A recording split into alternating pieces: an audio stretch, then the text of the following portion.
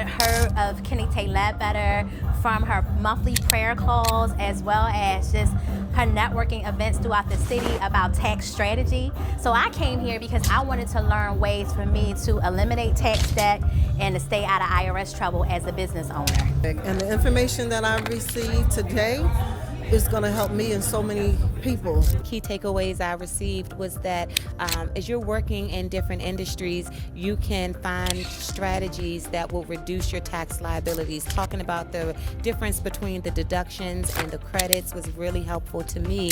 Great information, especially about the part of doing your own W-4 analysis to figure out what you should put on your W-4 to actually get that break. I mean, it was very great information. The biggest thing that I learned today was her 3-step plan of how we can actually get more tax deductions if you are a W-2 employee. I'm not an accountant guy, tax guy. She broke it down to, just about anyone can understand it.